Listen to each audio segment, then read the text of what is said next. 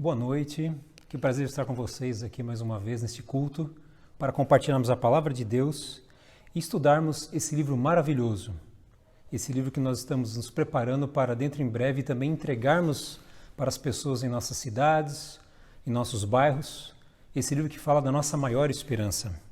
O título de hoje do nosso tema está baseado no capítulo 6, Onda Global. Esse assunto me toca bastante porque é um assunto relacionado com a humanidade, o globo terrestre. E se falarmos em onda global, vamos pensar hoje qual é o maior fenômeno de comunicação que une as pessoas no mundo, que não é nada mais do que a própria internet. A internet é um fenômeno que se consolidou em pouco menos de 3 décadas, sendo hoje o maior meio de interação entre as pessoas. Você, através da internet, você pode se conectar e buscar todo tipo de informação, tudo aquilo que você queira para poder satisfazer as suas necessidades, suas curiosidades, seu conhecimento. A internet realmente ela é algo assim fantástico, sendo que veio para ficar. E a internet é tão grande, ela é tão profunda no fluxo de informações que em cerca de 60 segundos nós temos hoje, através das informações que nos são trazidas, bilhões de bytes são transmitidos, indo e vindo entre diferentes computadores ao longo de todo o globo terrestre para que as pessoas possam trocar as informações, acessar aquilo que elas estão buscando. Sem sombra de dúvidas, essa onda global da internet, ela revolucionou o mundo, a forma de pensar, revoluciona a maneira como as pessoas veem o mundo. De certa maneira, a maneira como também as informações chegam e a rapidez das informações. Veja, por exemplo, que basta haver um pequeno incidente que demoraria meses para chegar aqui na América do Sul, em questão de segundos, alguém posta de um telefone celular pequenininho. Sem sombra de dúvidas, então, a internet é um fenômeno que ela transformou a humanidade e vai continuar transformando devido ao fluxo de informações e outras coisas mais que ela faz.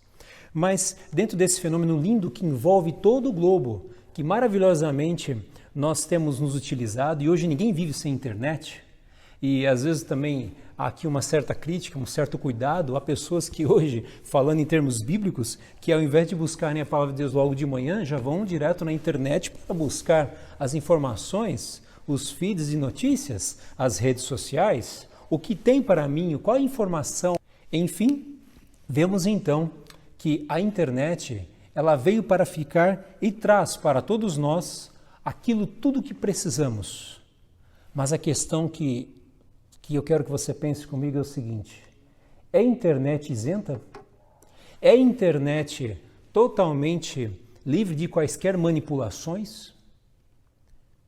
Se você disser que sim, talvez você esteja equivocado. Quem está por trás do outro computador? Quem está mandando as informações? Como as notícias são feitas?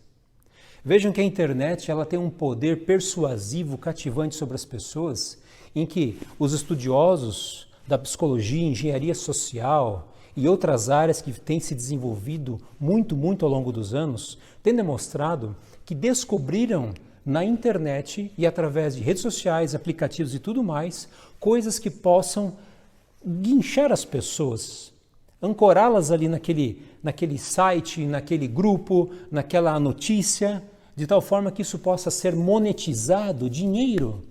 E daí pessoas fazem dinheiro devido à quantidade de visualizações de um site, coisas assim parecidas. Mas a pergunta que eu faço é, a internet com todo esse fluxo de informações, ela é isenta? Penso que não. É interessante que há um pensador que escreveu um livro chamado Franklin Foer, até o livro vai ser projetado na tela para você ver, que diz O Mundo que Não Pensa. Ele coloca com muita preocupação que a internet, ela coloca na sua tela, à frente de você, dos seus filhos, da sua família, as informações que muitas vezes você pensa que está sendo seletivo, mas você não está sendo seletivo. De forma contrária, você está sendo induzido, porque por trás das suas pesquisas ou das suas visualizações aparentemente inocentes, existe todo um trabalho de engenharia, de computação. Nós temos ali por trás da internet, nós temos os robôs, o tipo de manipulação em que podem ser feitos diferentes tipos de pesquisas sobre o comportamento humano nos famosos algoritmos. Então, todas as vezes que você pesquisa algo como comida vegetariana, a internet parece que de uma hora para outra, ela vira para você e você começa a achar tudo que você sempre gosta. Você pode buscar uma coisa, talvez violência, e violência vai aparecer com mais intensidade. Não quero falar aqui de outras coisas piores. Enfim, a internet é um canal, é um meio de comunicação em que ele traz realmente uma linkagem de todo o globo e realmente revolucionou o mundo. Mas essa revolução tem que ser vista com olhos críticos.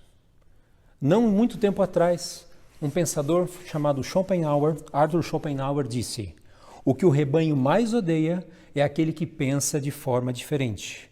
Não é tanto a própria opinião, mas a audácia de querer pensar por si mesmo, algo que eles não sabem fazer.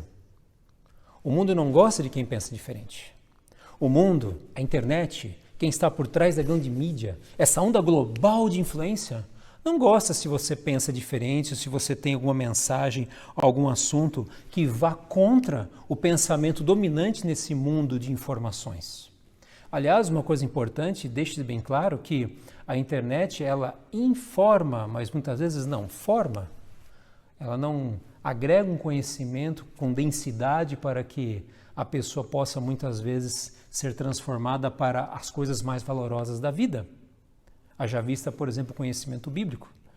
Às vezes a Bíblia pode ser muito bem usada pela internet, mas também muito mal utilizada. Nós temos que tomar muito cuidado porque dentro desta onda global nós temos uma proposta bíblica e o livro traz a proposta bíblica de apresentar uma onda global totalmente diferente.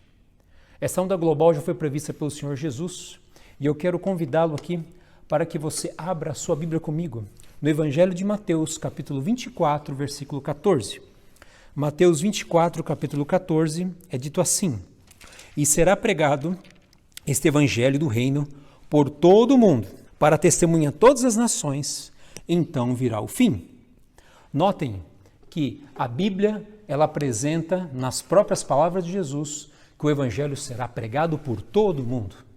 Jesus, quando proferiu essas palavras, ele estava por volta do ano 33 da era cristã. Não havia sequer comunicações por cartas, com papel, porque o papel, da maneira que nós conhecemos, não era da forma como eles usavam, era o papiro. Portanto, o conhecimento era de forma oral. Não havia meios de transportes, muito menos pensando na internet, como nos dias de hoje. Mas o Senhor Jesus falou que haveria uma reação global, uma onda global de pregação mundial do Evangelho e que o fim viria logo após essa pregação. Essas palavras daquele que não pode errar, daquele que é o mesmo ontem, hoje e para sempre, significam então, meus queridos, que nós temos que prestar muito atenção porque se você crê na palavra de Deus, você tem que acreditar que não são os elementos humanos, não são as engenharias humanas, não são os trabalhos dos homens que vão apressar ou dar uma ajudinha para Deus, mas é a fidelidade, é a sua confiança naquilo que Jesus falou e que vai fazer com que você permaneça firme e acredite nas palavras do Senhor Jesus. Ele disse que o tempo está próximo. Muitas vezes a Bíblia fala, o fim está chegando. Aliás, vivemos já no fim do tempo do fim. Jesus fala que ele voltará, porque o fim é a volta de Jesus, o retorno do Senhor Jesus. A primeira vez ele veio humilde, na segunda voltará poderoso. E temos que notar uma coisa muito importante. Jesus Cristo, ele fala com toda a propriedade. Por exemplo, Ezequiel capítulo 33, versículo 11. Ah, mas eu estou lendo o Antigo Testamento? Sim. Jesus inspirou os profetas. O Antigo Testamento é bíblico, é a Bíblia de Jesus. Em Ezequiel capítulo 33, versículo 11, é dito: diz-lhe, tão certo como eu vivo, diz o Senhor Deus, não tenho prazer na morte do perverso, mas em que o perverso se converta do seu caminho e viva. Convertei-vos dos vossos maus caminhos. Pois por que haveis de morrer, ó casa de Israel? Deus, ele faz uma promessa e uma solene advertência. Eu não tenho prazer na morte de quem comete coisas erradas. Algumas Bíblias falam em ímpios, a minha fala em perverso, mas o que me chama a atenção é o caráter amoroso e a preocupação de Deus em falar: eu não tenho prazer na morte de quem comete erros, mas eu quero que as pessoas se convertam, eu quero que as pessoas mudem, eu quero que as pessoas se transformem. Motivo pelo qual Jesus veio. Jesus veio e falou: o fim virá, mas o fim não é para medo, não é para espanto, não é para você viver ali atribulado de um lado para o outro pensando: Jesus falou de coisas terríveis, eu não aguento mais. Não, isso não é o cristianismo. Isso não é o que Jesus falou. Isso não é o que está no livro aqui. Essa não é a maior esperança. A maior esperança é uma esperança suave, sólida, mas suave, tranquila. Tal como Jesus disse certa vez: o meu jugo é suave, o meu jugo é leve. O fardo de Jesus não é pesado. Por quê? Porque são as palavras daquele que nunca pode errar, que nunca errou. E dessa maneira, veja só, por exemplo, o que Paulo escreve na segunda carta aos Coríntios. Na segunda carta aos Coríntios, Paulo escreve, e eu queria compartilhar com vocês esse texto maravilhoso. Segunda carta de Paulo aos Coríntios, capítulo 6, versículo 2. Porque hoje, é o dia da salvação. Só quero ficar nessa frase. Hoje é o tempo, é a hora da salvação. Nós estamos vendo um momento em que a salvação é agora. Jesus está falando para mim, para falar para vocês, você que está nos assistindo. Agora é a hora da salvação. Salvação é uma coisa que tem vários significados, mas a partir do momento que você entrega a sua vida a Jesus, a salvação chegou até a sua casa, até o seu lar. Amém. E Jesus fala, através do apóstolo Paulo: hoje é a hora da salvação. Você tem um calendário que vai ser projetado ali, mais uma vez, e esse calendário mostra, que dia que é hoje? Hoje é o dia da salvação. Jesus está convidando, tal como ele convidou homens de todos os locais, chamando para uma missão que alguns chamam de impossível, outros possível. Mas lembre-se, se o evangelho será pregado, se tudo será feito conforme o que Jesus previu, por que temer?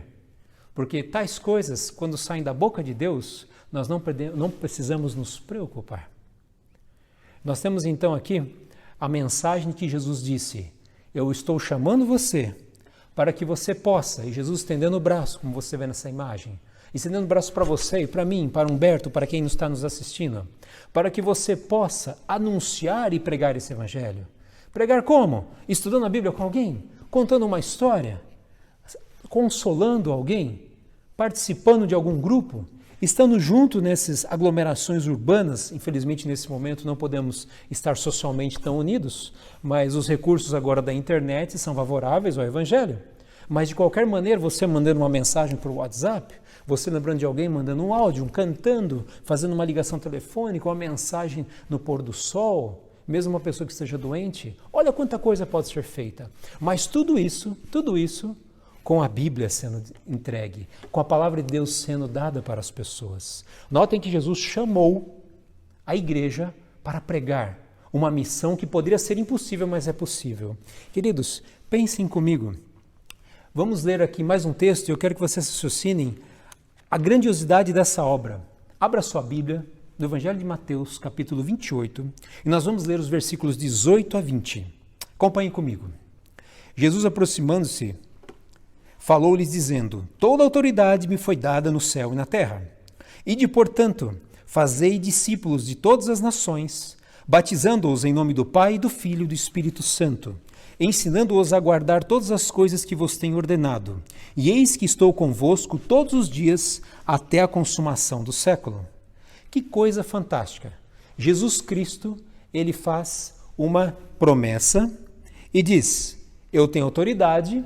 E nessa promessa ele fala: eu dou para vocês autoridade e uma ordem. Vão e preguem para todo lugar, batizando-os em nome do Pai, do Filho e do Espírito Santo. Jesus ensina aqui nesses textos uma grandiosidade de coisas que não dá tempo para se comentar agora nesse breve estudo do livro.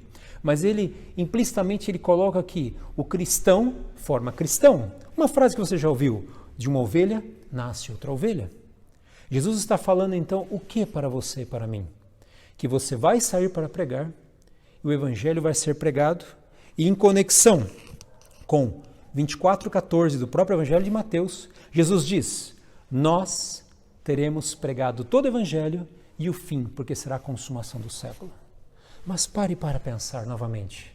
Eles não tinham internet. Como poderiam ter feito tudo isso? Primeiro, a fé. Eles acreditaram na palavra de Deus. Tudo que Deus pede para nós, tudo que Deus deixou escrito na sua palavra, tudo que está nesta Bíblia, que é a mesma Bíblia que você tem, seja em papel, seja em dispositivo móvel, seja no computador, essas promessas, elas saltam do papel inerte, e se transformam em vida e energia motivadora que você não faz ideia do que ele faz com você. Acho que faz ideia sim, porque se você me assiste hoje e eu estou aqui pregando com essa empolgação, com essa tranquilidade, é porque eu sinto o Espírito Santo e apesar de nós estarmos usando um recurso tecnológico humano, Deus vai se valer dessas imperfeições humanas, apesar dos gigas, dos pixels e outras coisas mais, para que nós sintamos a mesma coisa que os apóstolos sentiram no Pentecostes. A igreja era pequena, a igreja era uma igreja que tinha poucos recursos. A igreja não tinha recursos tecnológicos, financeiros e tampouco também o que a gente pensa, isso é errado pensar, recursos intelectuais. Nada disso é preciso para Deus. O que a igreja tinha é o que nós precisamos ser hoje e ter hoje. Pessoas dispostas a ir e pregar. Você está disposto a fazer isso? Você está disposto a fazer parte dessa missão global? Eu estou. É por isso que a igreja revolucionou. O Império Romano, na época em que Jesus vivia, era fantástico. Era o suprassumo na política, na legislação, nas armas. E como os romanos sempre falavam, Roma é eterna. Roma seria eterna. Mas os romanos falavam isso. Isso é mente de homem. E Deus falava, seca-se a erva, cai a sua flor, mas a palavra de Deus permanece eternamente. Queridos, a palavra de Deus, ela contagiou o mundo. Parece hoje, desculpe-me a analogia, mas ela contagiou o mundo muito mais do que coronavírus. Ela contagiou o mundo de uma forma em que os homens não podiam fechar a boca dos discípulos, dos apóstolos, dos conversos. Um historiador havia dito que a semente da igreja é o sangue dos mártires, porque matava-se um na época das perseguições mais ferrenhas, surgiam outros 10. Porque o Espírito de Deus os motivava, pessoas transformadas e gratas pelo que Deus fez por ela, fez com que essa igreja, fez com que esse movimento, que esse povo se transformasse e impactasse o mundo. Essa é a verdadeira onda global que já existiu. E às vezes as pessoas se esquecem. As pessoas se esquecem de que isso aconteceu. E como diz o próprio Salomão em Eclesiastes, o que já foi, tornará a ser novamente. Sr. White fala isso no primeiro capítulo do livro Grande Conflito, logo na abertura deste livro. O que eu quero dizer é o seguinte, citando, por exemplo, a página 57 do livro, bondade, firmeza e coerência deles, os primeiros cristãos, eram os mais poderosos argumentos em favor da sua fé. Esses movimentos de bondade, firmeza e coerência representam, queridos, o impacto que transformou o mundo. Isso significa alguma coisa para você? Isso significa algo para você? Significa para mim. A igreja não se desenvolve somente em teologia. Conhecimento é importantíssimo, mas o relacional é essencial para que a igreja possa ser essa onda global prevista e determinada pelo Senhor Jesus. Para que você e eu sejamos pessoas que impactuem esse mundo da forma como agrada a Jesus Cristo, vamos lembrar de novo do que foi dito no livro. Bondade, firmeza e coerência. Bondade, firmeza e coerência. Apego aos valores, aos princípios. Essa era a igreja que a gente chama de primitiva, mas é a igreja que, na verdade, é a menina dos olhos de Deus. Talvez estejamos falhando hoje, e muito. Estejamos sendo muito técnicos, ou talvez muito seletivos, muito parciais uns com os outros, ou talvez muito não afetuosos, ou desafetuosos, ou nem um pouco afeto existe entre nós.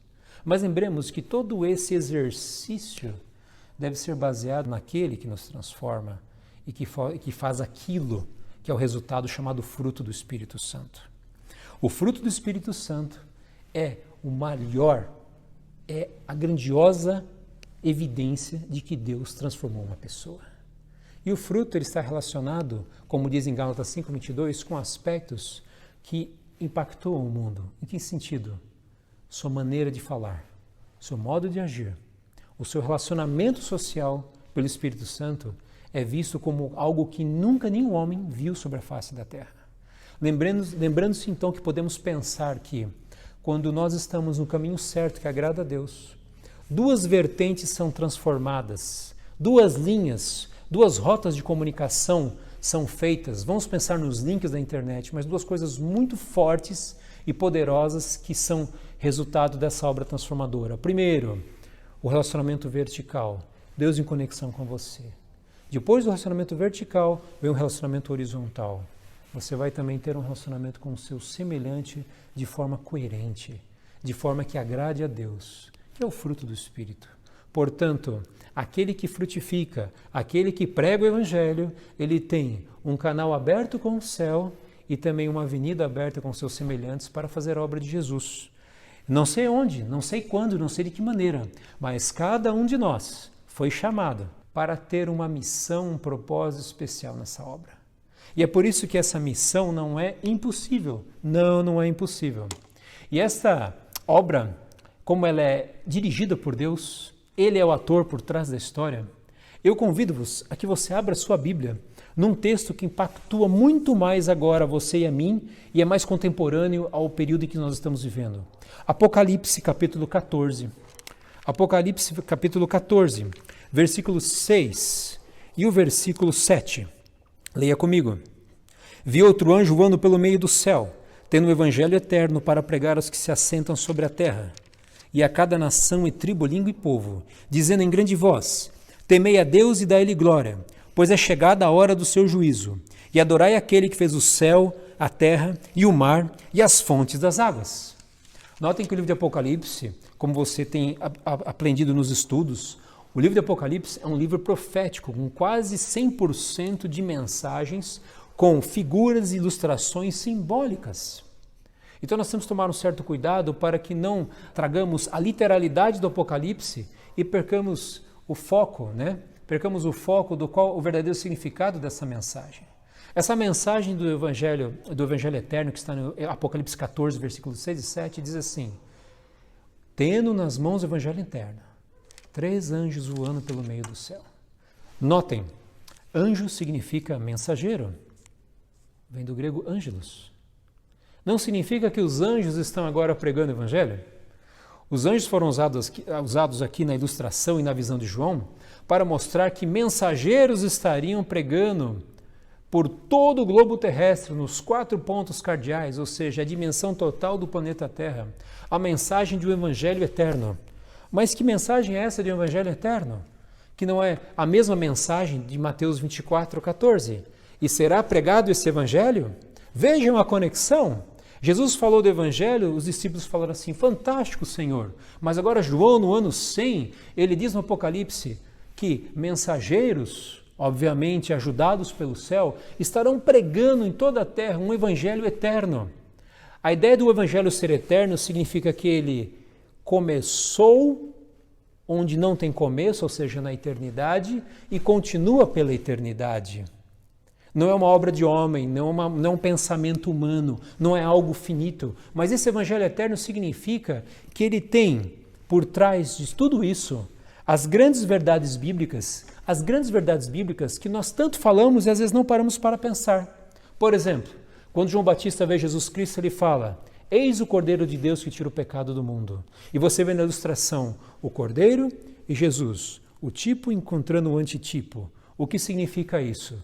Que a verdade dos sacrifícios cerimoniais foi que eles se preparavam para o grande sacrifício do Filho de Deus.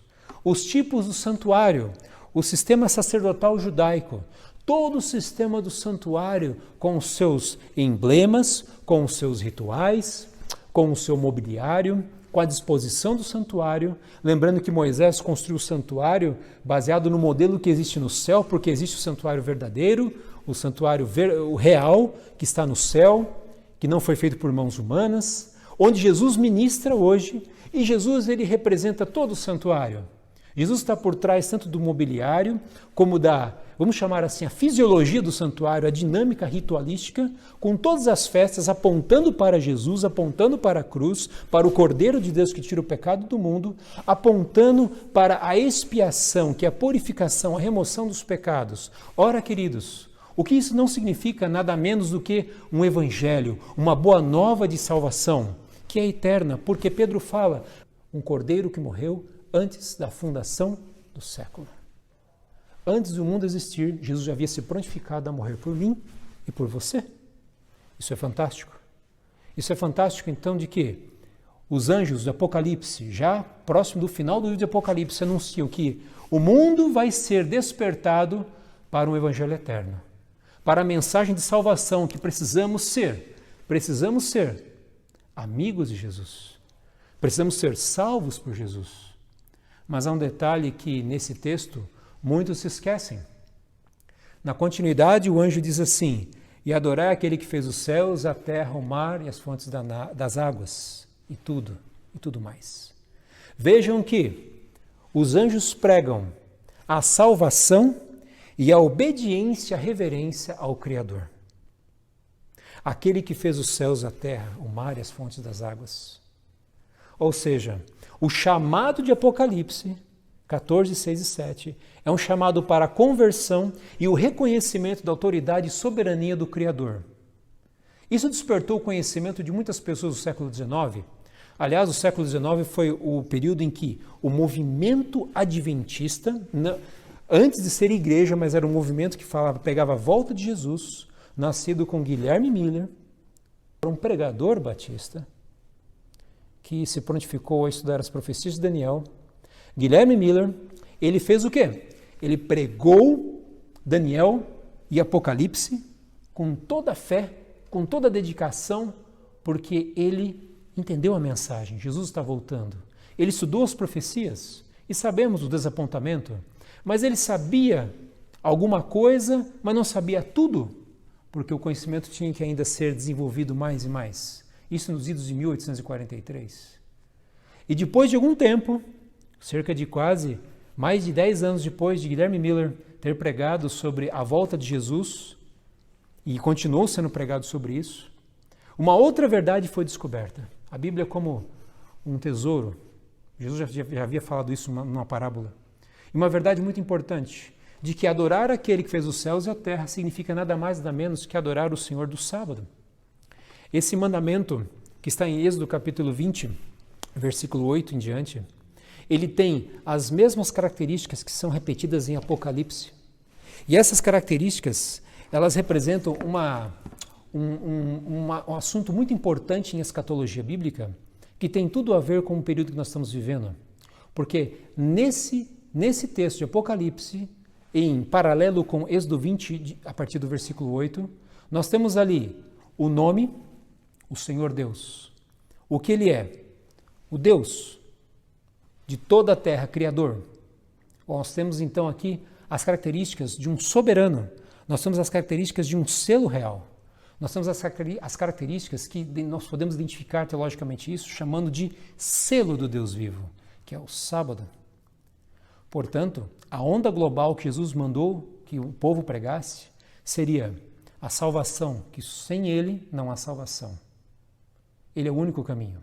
Mas o segundo aspecto, muito mais do que você simplesmente professar, eu amo a Jesus, eu adoro a Jesus. Jesus quer que você o adore no sentido de reverência, que você o adore no sentido de que Ele tem um dia especial para ser adorado. Um dia que foi colocado na história humana. E esse dia é o sábado. Notem que o sábado está sendo cada vez mais um ponto de divergência no mundo. Mas divergência porque há um interesse do inimigo de Deus para que você não conheça o selo do Deus vivo, o sábado, onde tem o nome dele, o cargo que ele ocupa e tem também a jurisdição, porque ele é o Criador dos céus e da terra e ele é dono do universo. O sábado significa que você reconhece como Deus Criador. E o que acontece, meus queridos, é que o sábado está sendo redescoberto. Veja, por exemplo, a memória linguística dos povos, sábados em diferentes línguas. Você pode ver, por exemplo, nas tabelas que estamos colocando aqui, que o sábado tem uma memória linguística em muitas línguas, dizem que em mais de 100 línguas, a palavra sábado é muito semelhante.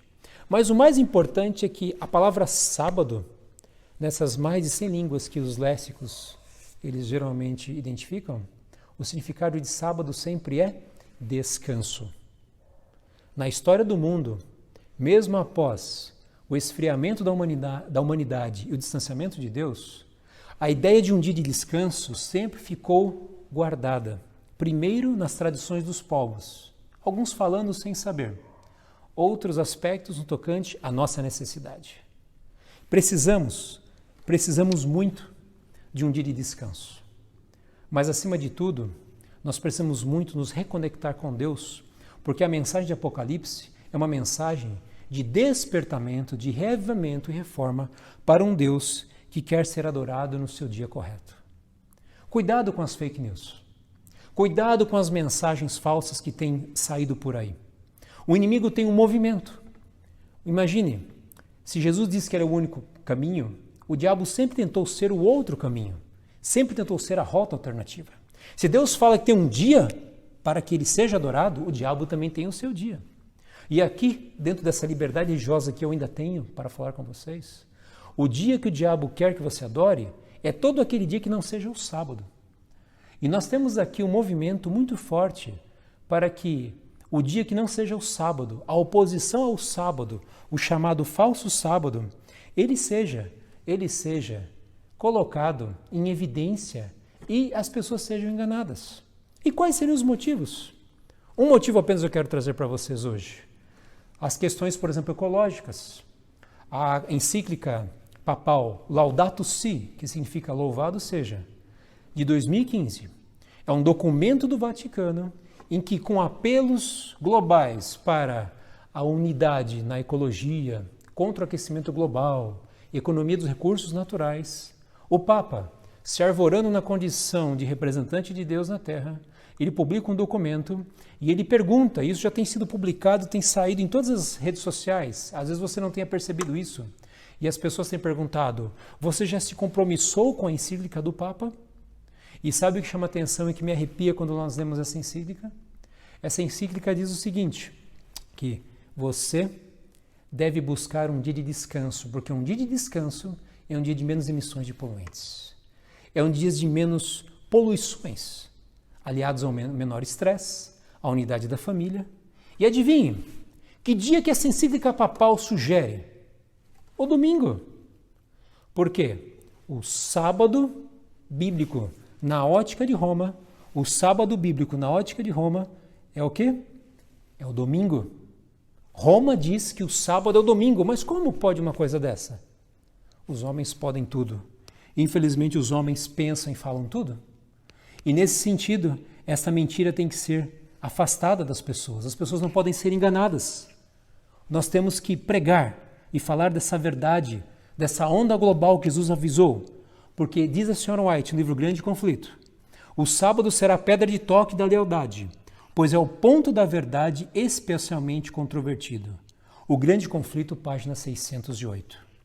Meu querido, caminhando já para o final, nesta mensagem, eu quero orar a Deus para que você aceite o chamado de Jesus.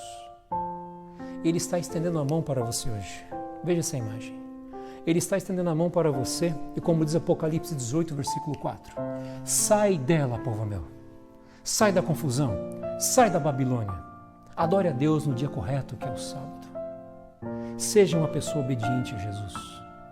Acredite em tudo o que está escrito na palavra de Deus e viva a Bíblia. Se você está afundando no mar das desilusões, Jesus estende a mão para você. Ele faz tudo para que você não afunde. Ele não deixou Pedro se afogar. Ele não vai deixar você também. Suas dúvidas, às vezes são doutrinárias. Saia da zona de conforto. Tome uma atitude de fé ao lado de Jesus. Porque Jesus aponta para você o caminho. E assim como nessa imagem ele está apontando para que jovem, o caminho é, se me amais, guardareis os meus mandamentos. A cruz e os 10 mandamentos estão em perfeita harmonia.